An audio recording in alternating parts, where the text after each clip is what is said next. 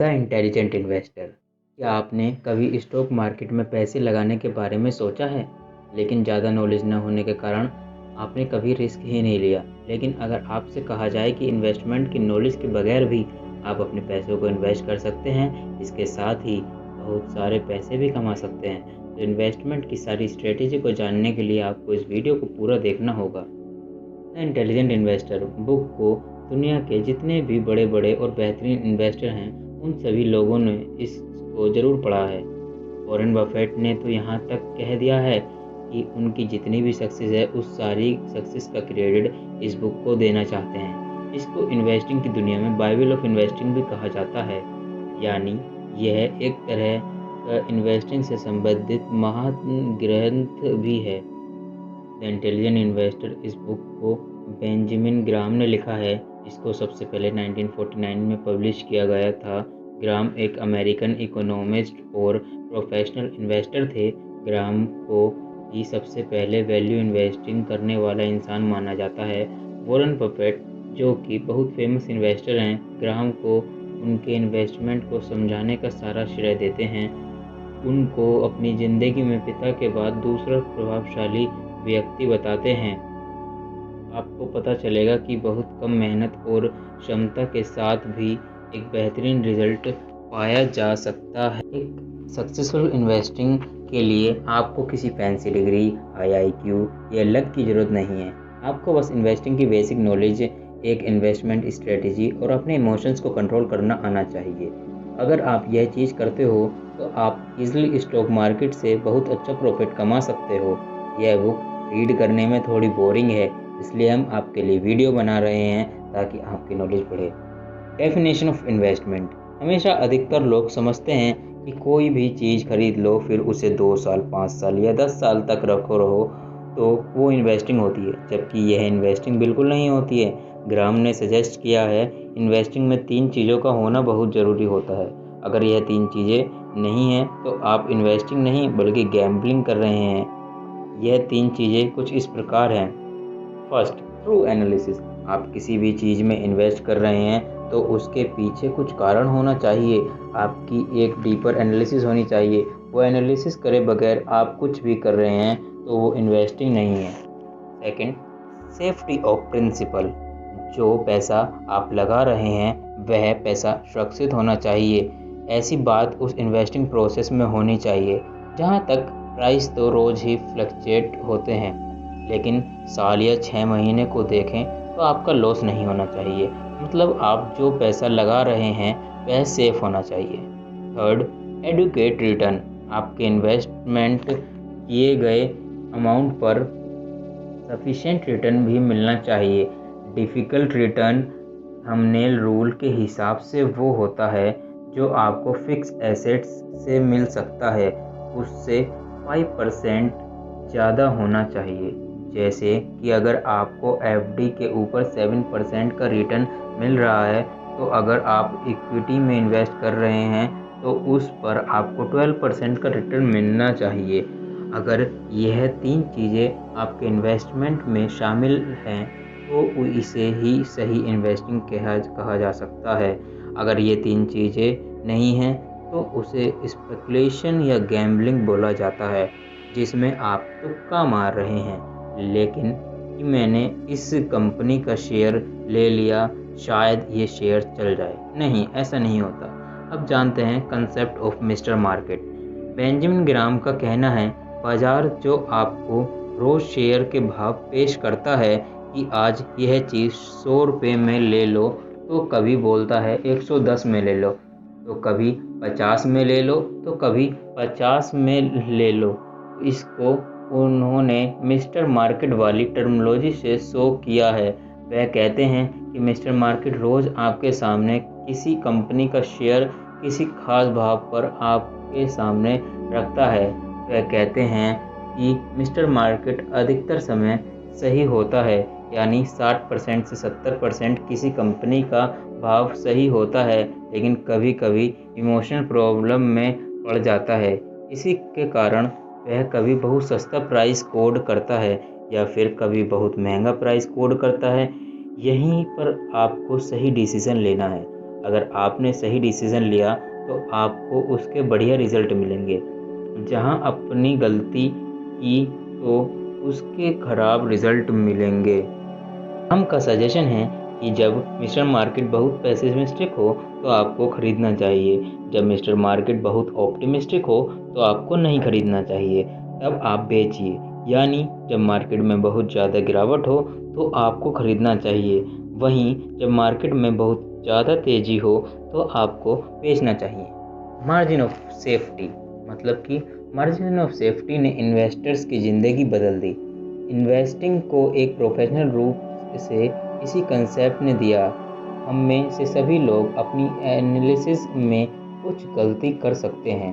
हो सकता है हमारा एनालिसिस सही हो, लेकिन इकोनॉमिक एनवायरनमेंट बदल जाए जिसकी वजह से हमें लॉस हो सकता है।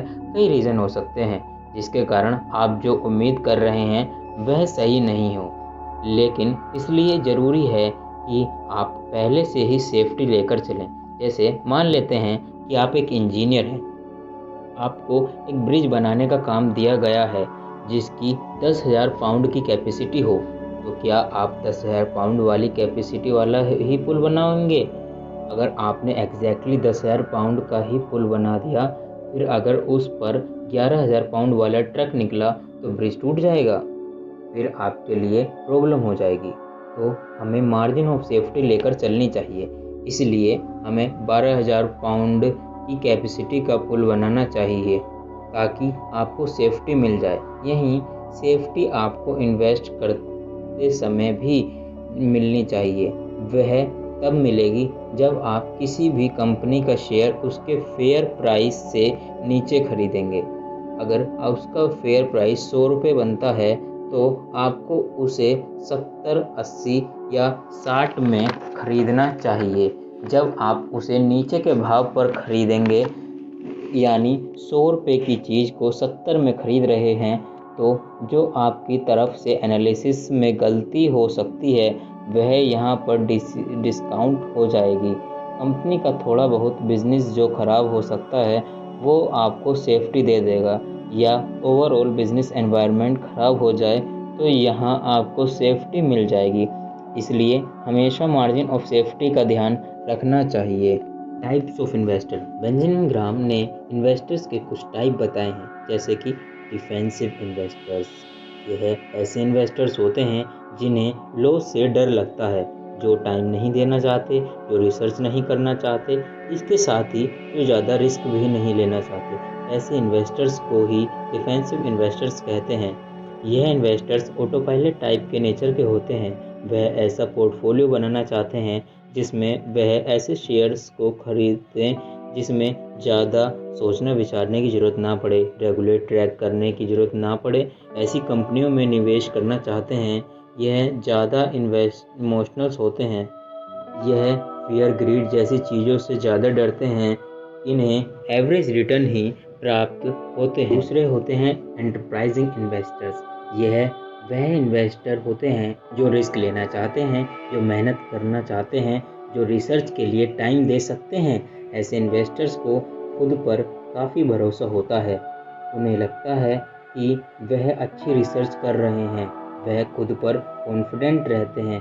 ग्राम कहते हैं, अगर लॉन्ग टर्म की बात करें तो ऐसे इन्वेस्टर्स ज़्यादा रिटर्न बनाते हैं।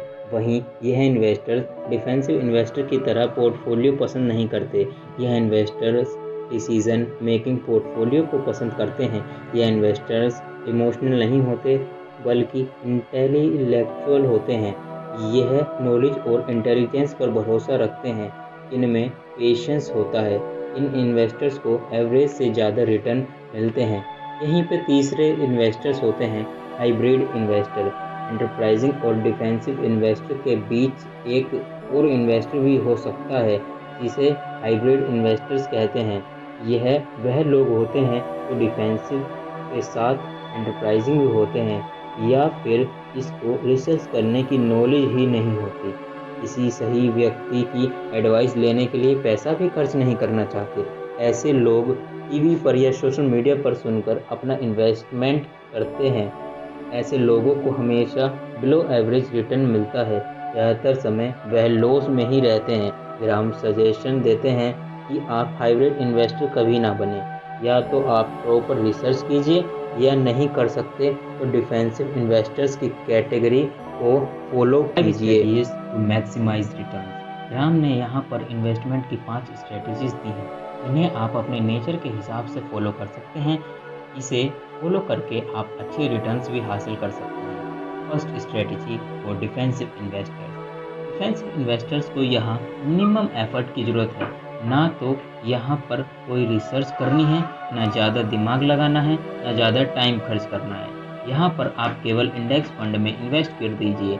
इंडेक्स फंड से मतलब है कि आप निफ्टी बेस्ड या बैंक बेस्ड फंड ले सकते हैं। यहाँ पर आपको रिटर्न भी एवरेज के करीब ही मिलेगा, या यूँ कहें कि जैसा इंडेक्स चलेगा वैसे ही आपको रिटर्न्स मिलेंगे। यहाँ मिनिमम एफर्ट वाली स्ट्रेटजी है। यहाँ आपको मेहनत बिल्कुल भी नहीं करनी, बस आपको इंडेक्स फंड में इन्वेस्ट कर देना है। सेकंड स्ट्रेटजी, इस स्ट्रेटजी में आपको थोड़ी मेहनत करनी है। यह भी डिफेंसिव इन्वेस्टर्स के लिए ही है।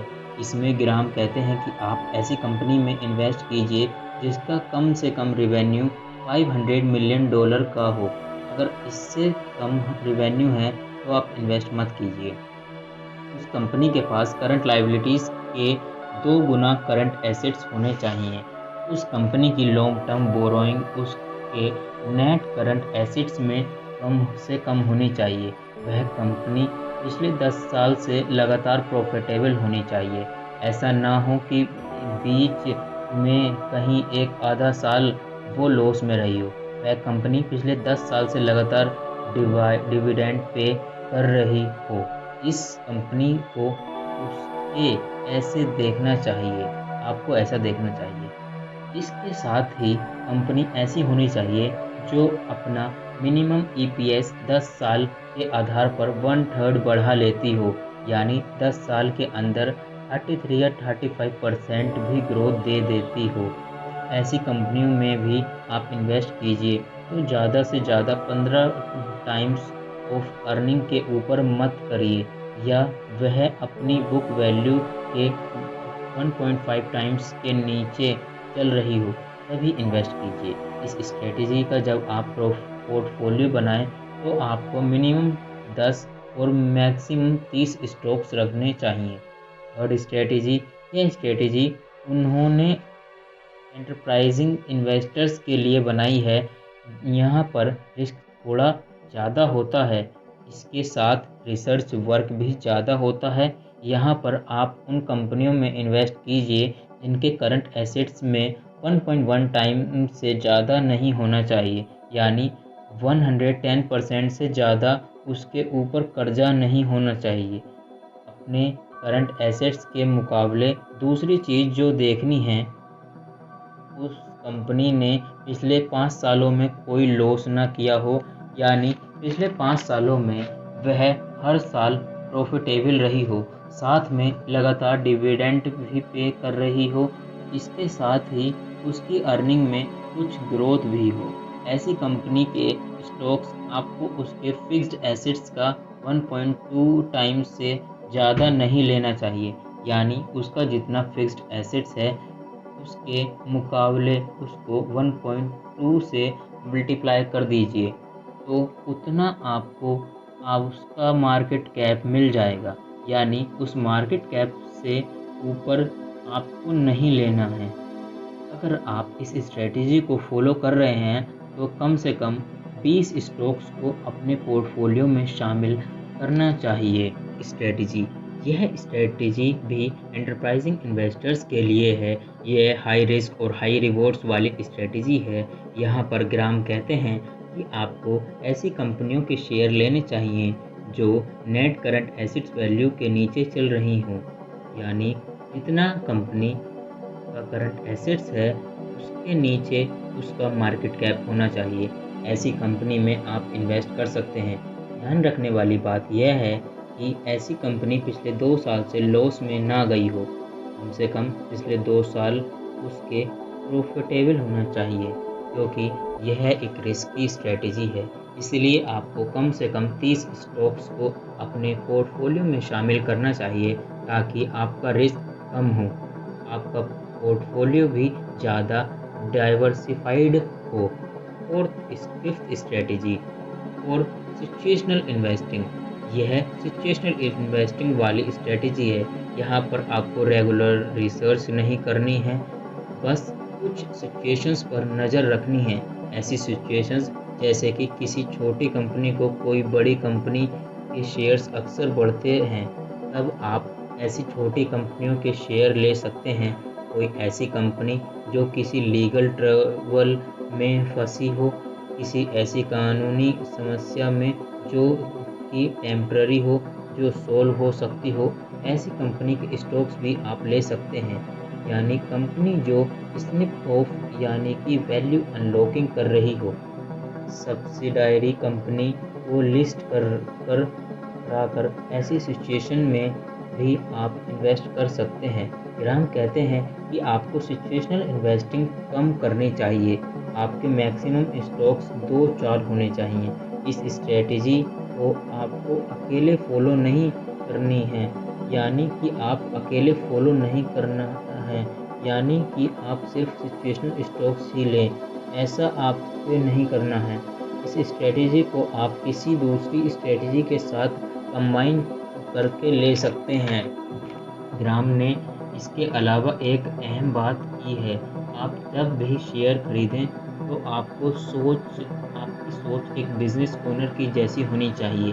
अगर आप इन्वेस्टमेंट को बिजनेस पार्टनर के तौर पर लेंगे तो आपको इसके बहुत अच्छे रिजल्ट मिलेंगे। अगर आप ऐसे नहीं लेंगे तो आपको अच्छे रिजल्ट्स नहीं मिलेंगे। इसलिए आप इन्वेस्टिंग को एक बिजनेस के तौर पर लीजिए। आपसे एक हम्बल रिक्वेस्ट है, आपने इस बुक समरी में अब तक बेंजामिन ग्राहम के इन्वेस्टिंग के संबंधित कुछ महत्वपूर्ण सजेशन को जाना। इस बुक में उन्होंने इन्वेस्टिंग से रिलेटेड अन्य गोल्डन रूल्स उल्लेख किया है। अगर आप भी इन्वेस्ट करके एक समृद्ध व सुखी जीवन जीना चाहते हैं, आप भी अपने पैसों को सुरक्षित रखते हुए अपार पैसा कमाना चाहते हैं, तो आपको भी बेंजामिन ग्राहम की ये बुक द इंटेलिजेंट इन्वेस्टर अवश्य पढ़नी चाहिए। अगर आपको फुल बुक पढ़नी है तो आप डिस्क्रिप्शन में लिंक दे रखा है, आप वहाँ से जाके इसे परचेज कर सकते हैं। धन्यवाद। सब्सक्राइब करें चैनल।